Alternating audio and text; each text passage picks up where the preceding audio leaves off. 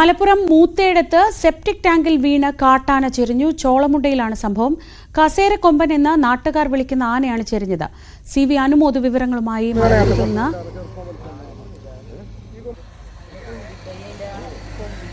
അനുമോദ്, ഈ സെപ്റ്റിക് ടാങ്കിൽ വീണ് ആന ചെരിയുക എന്നൊക്കെ പറഞ്ഞാൽ നമുക്കധികം കേട്ടുകേൾവി ഇല്ലാത്തൊരു കാര്യമാണ്. ഇത് ഈ ജനവാസ മേഖലയിലേക്ക് ഈ ആന സ്ഥിരം വരുന്നതാണോ? എപ്പോഴാണ് ഈ സംഭവം ഉണ്ടായത്? എന്താണ് നമുക്ക് കിട്ടുന്ന വിവരങ്ങൾ? Good morning Sreeja. നാട്ടുകാർ കസേരക്കൊമ്പൻ എന്ന് വിളിക്കുന്ന കാട്ടാനയാണ് ഇന്ന് പുലർച്ചെ മൂത്തേടം ഭാഗത്ത് ഒരു സെപ്റ്റിക് ടാങ്കിൽ വീണ് ചെരിഞ്ഞ നിലയിൽ കണ്ടെത്തിയത്. ഈ ആന കുറച്ച് മാസങ്ങളായി ഈ മേഖലയിലെ ജനവാസ കേന്ദ്രങ്ങളിൽ തുടർച്ചയായി തമ്പടിക്കുന്ന ഒരു സ്വഭാവമായിരുന്നു കാണിച്ചിരുന്നത്. കൃഷി നശിപ്പിക്കുകയും മറ്റ് ബുദ്ധിമുട്ടുണ്ടാക്കുകയും ചെയ്തതായിട്ട് റിപ്പോർട്ടുകൾ ഉണ്ടായിരുന്നു. ആന കാടിറങ്ങിയിട്ടും ഏതാനും മാസങ്ങളായി എന്നാണ് നാട്ടുകാർ പറയുന്നത്. ഈ ആനയ്ക്ക് എന്തെങ്കിലും അസുഖമുണ്ടായിരുന്നോ, മറ്റെന്തെങ്കിലും പ്രശ്നങ്ങൾ ഉണ്ടായിരുന്നോ എന്നുള്ള കാര്യം പരിശോധിക്കുന്നുണ്ട്. സാധാരണഗതിയിൽ ഈ ഇത്തരം ആനകൾ കാടിറങ്ങുന്നത് അവർക്ക് അവിടെ തീറ്റ കിട്ടാൻ ബുദ്ധിമുട്ടാകുമ്പോഴും അതുപോലെ തന്നെ കൂട്ടത്തിൽ നിന്ന് മാറുമ്പോഴും അല്ലെങ്കിൽ ആരോഗ്യ പ്രശ്നങ്ങൾ ഉണ്ടാകുമ്പോഴും ഒക്കെയാണ്. അപ്പോൾ ഈ ആനയുടെ ആരോഗ്യസ്ഥിതി അല്പം മോശമായിരുന്നു എന്നാണ് വനംവകുപ്പിൽ നിന്ന് നമുക്ക് ഈ സമയത്ത് ലഭ്യമായ ഒരു വിവരം. കുഴിയിൽ വീണ്, സെപ്റ്റിക് ടാങ്കിൽ വീണ് അതിന് കര കയറാൻ കഴിയാതെ അവിടെ കിടന്ന് മരിക്കുകയായിരുന്നു. അപ്പോൾ മരണകാരണം ഒരുപക്ഷെ മറ്റെന്തെങ്കിലും അസുഖങ്ങൾ കൂടി ആയിരിക്കാം എന്ന ഒരു വിലയിരുത്തലും വനംവകുപ്പിനുണ്ട്. എന്താണെങ്കിലും ഇത് പുലർച്ചെയാണ് ഈ ആനയെ ഇങ്ങനെ സെപ്റ്റിക് ടാങ്കിൽ വീണ് ചെരിഞ്ഞ നിലയിൽ കണ്ടെത്തിയത്. നാട്ടുകാർ വനംവകുപ്പിന് വിവരം അറിയിച്ചപ്പോൾ DFO അടക്കമുള്ള ഉന്നത ഉദ്യോഗസ്ഥർ സ്ഥലത്തെത്തിയിട്ടുണ്ട്. പോസ്റ്റ്മോർട്ടം നടപടികൾക്ക് ശേഷമേ മരണകാരണം എന്താണെന്ന് വ്യക്തമാവുകയുള്ളൂ. ഈ ആനയുടെ കൊമ്പിൻ്റെ ഒരു പ്രത്യേകത കൊണ്ടാണ് നാട്ടുകാർ ഇതിനെ കസേരക്കൊമ്പൻ എന്ന് വിളിച്ചിരുന്നതെന്നാണ് നാട്ടുകാർ വ്യക്തമാക്കിയിട്ടുള്ളത്. ഏതാനും മാസങ്ങളായിട്ട് ഈ ആന ഈ മേഖലയിൽ തന്നെ പല ഭാഗങ്ങളിലായിട്ട് കണ്ടത്. മുമ്പ് തന്നെ നമ്മൾ ഈ പുഴയുടെ തീരത്ത് നിന്ന് മണൽ വാരി എറിയുന്ന ഒരു ആനയുടെ ദൃശ്യങ്ങളൊക്കെ പുറത്തു വിട്ടിരുന്നു. അത് ഈ ആനയുടെ ആയിരുന്നു എന്നാണ് നാട്ടുകാർ ഇപ്പോൾ തിരിച്ചറിഞ്ഞിട്ടുള്ളത്.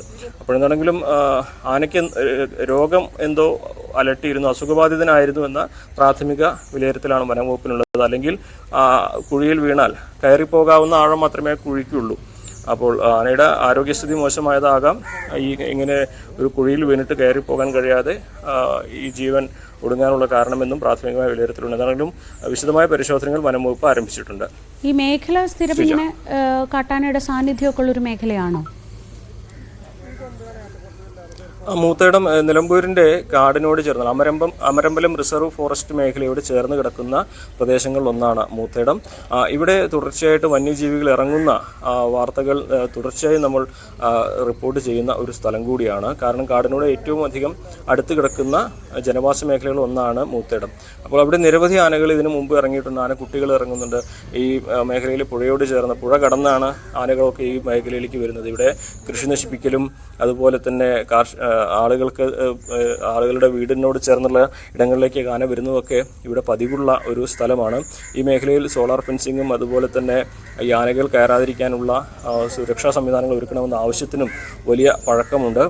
വനാതിർത്തിയോട് ചേർന്ന പ്രദേശമായതുകൊണ്ട് തന്നെ ഇത്തരത്തിലുള്ള സംഭവങ്ങൾ അവിടെ പതിവാകുന്നത് നാട്ടുകാരിലും വലിയ പ്രതിഷേധം ഉണ്ടാക്കുന്ന ഒരു സാഹചര്യം ഉണ്ടായിരുന്നു.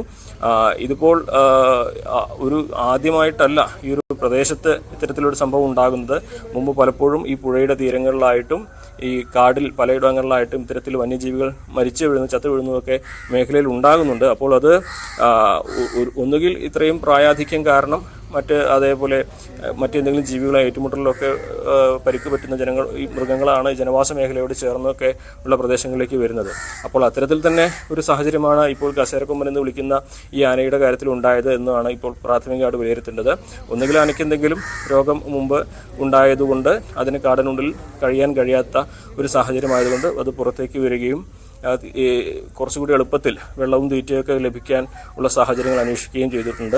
അതിൻ്റെ ഭാഗമായിട്ട് കൃഷിയും നശിപ്പിച്ചിട്ടുണ്ട്.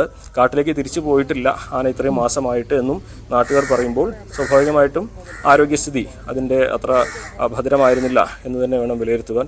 എന്താണെങ്കിലും വനംവകുപ്പിൻ്റെ ഭാഗത്തു നിന്നുള്ള നടപടികൾ ആരംഭിച്ചിട്ടുണ്ട്. നമുക്ക് ഇതിൻ്റെ മരണകാരണം എന്തെന്നുള്ളത് അറിയാൻ അല്പമണിക്കൂറുകൂടി കാത്തിരിക്കേണ്ടി വരും. ശരി, CV അനുമോദാണ് വിവരങ്ങൾ നൽകിയത്.